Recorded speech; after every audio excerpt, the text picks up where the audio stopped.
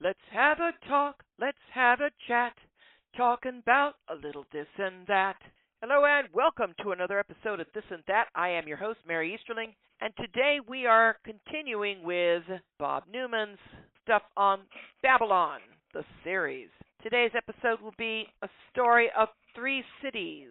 But before I begin to listen to any other episodes of Babylon, The Big Reveal, 2 Under the Hood, Veritas, The Quest, or anything else from This and That, go to talkingaboutthisandthat.wordpress.com and click on the podcast link. Since this is from Bob Neumann, it will be featured in our blog.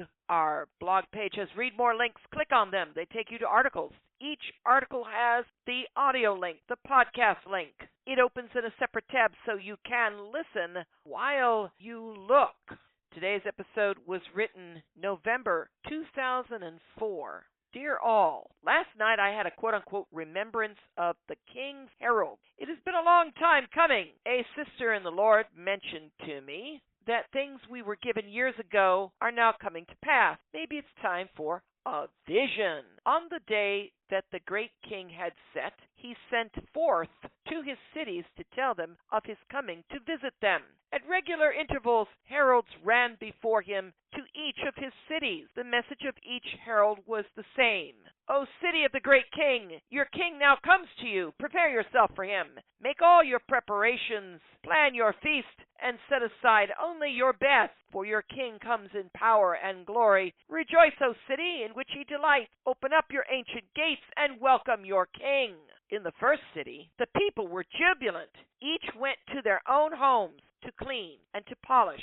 Then they cleaned their streets and lanes. They strung banners, planted flowers. Festivities were planned in great detail. They opened their gate and waited. Each day they would wait, looking for the entourage of the king. As days passed, they waited, and on occasions another herald would come, shouting the same message. And each time the herald came in his time, their anticipation grew. Their preparations continued. So only the quote-unquote best awaited the coming king. Each day and each night they waited.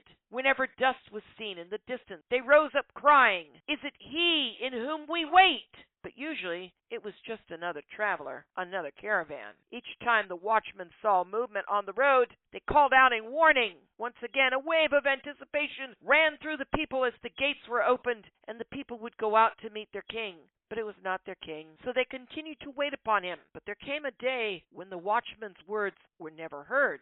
Instead, the people heard the trumpets sound forth, the great drums roaring, and the people ran out to meet him, shouting, "Open up, you gates, so the King of Glory may come in." At the front of the horsemen, the lion banners flew. Beside the lily banners, the warriors of light moved to the sides of the road, opening a path between them. In indescribable glory, the great king came forward. The children from the city ran forth singing, flowers in hand. As the king rode on, the maidens danced to the children's song. For the King of Glory had come for his bride, who had made herself ready for him. In joy and celebration, they entered into the banquet long prepared for. And once all were in the city, the gates were again closed, never to open again, for the king and his beloved are one.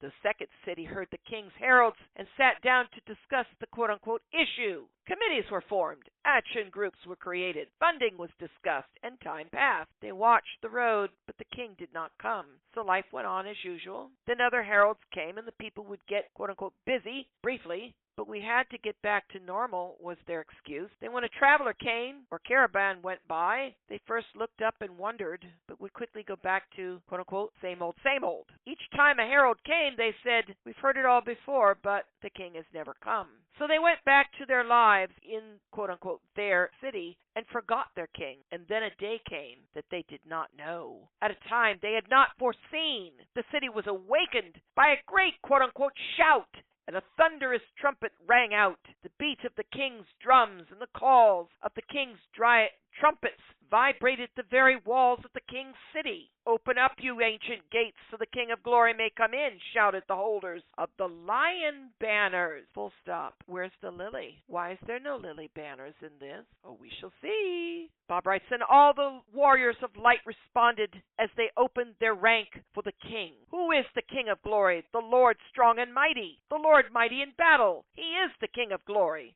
As the King of Glory waited, the people slowly opened their gates and saw their king, radiant in glory and power, surrounded by lion banners, for there were no lily banners for this city. In fear and trembling, the people came out of the city. There were no more shouts, no more trumpets, and the drums were silent. The people knelt, weeping and wailing before the King of Glory, crying for mercy. Into his city the king rode. Instead of with joy, there is only anguish. Instead of music and dancing, there is only weeping and wailing. Instead of a banquet, much cleaning was in order. And once all were in the city, its gates too were closed. Full stop. In the first city, they were ready, for the king and his beloved are one. The second city had its gates closed, but I don't guess this was a bridal city. He really wasn't ready. He came anyway. That's great grace, very great grace.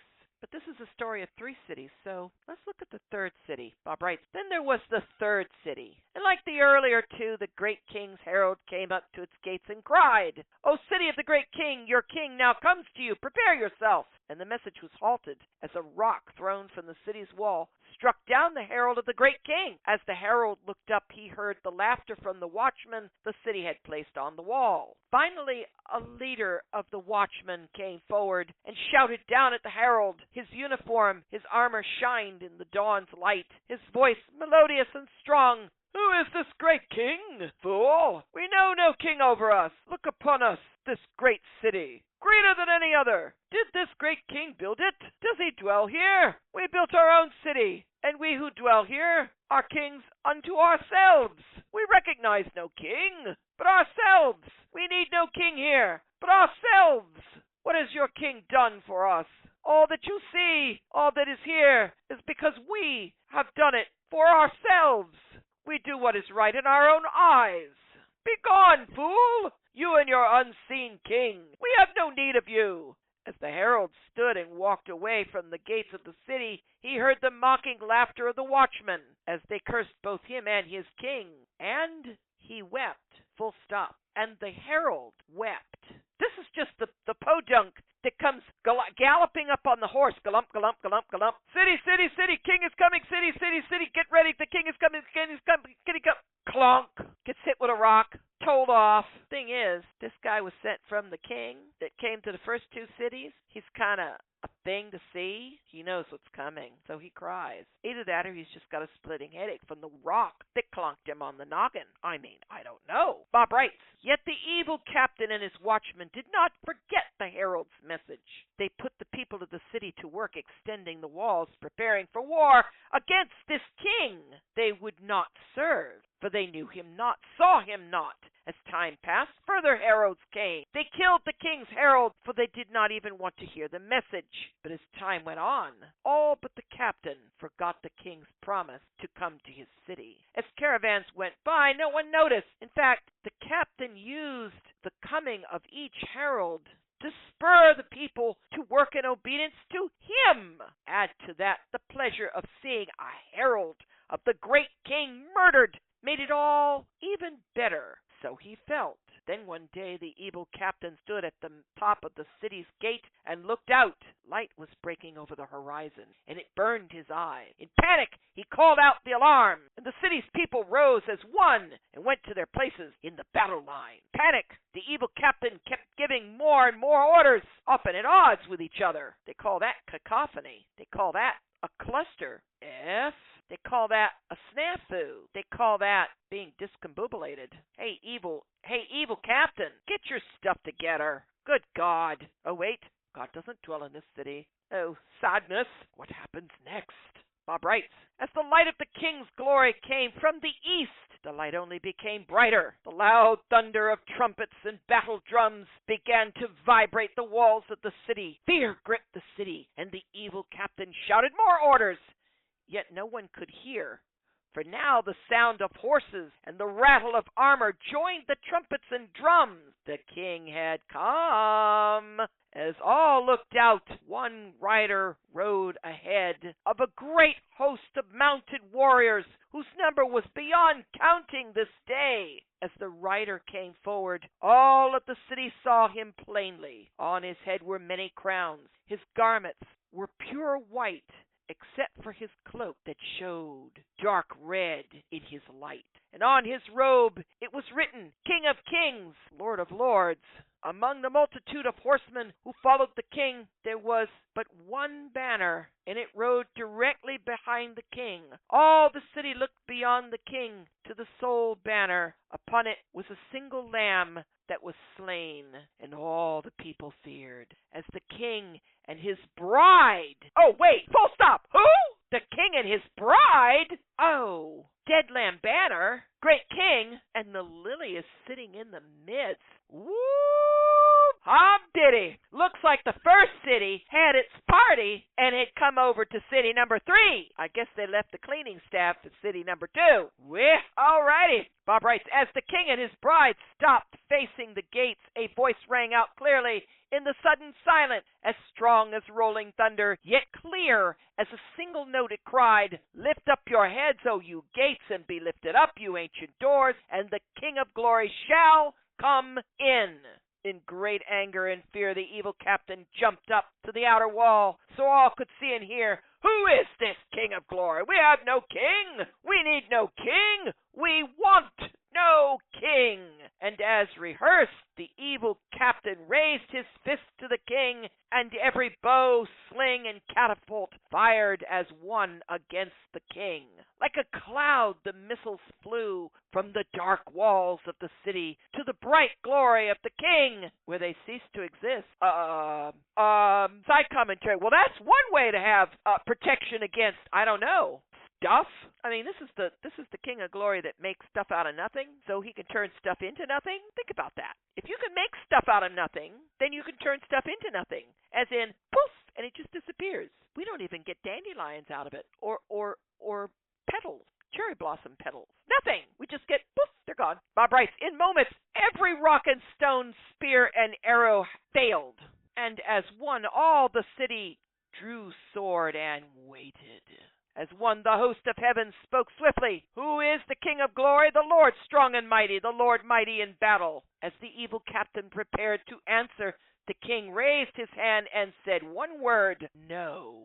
And with one word, the great and ancient gates were shattered. The battlements of the walls were sheared away, and all the people were killed. And again the host of heaven spoke softly, The King of glory will come in. Who is this King of glory? The Lord of hosts. He is the King of glory. Slowly the king and his bride and all the hosts of heaven entered the city, which once again is his. Now, there's an interpretation. The whole world is 3 cities. The first city are the righteous saved who await the coming of the great king.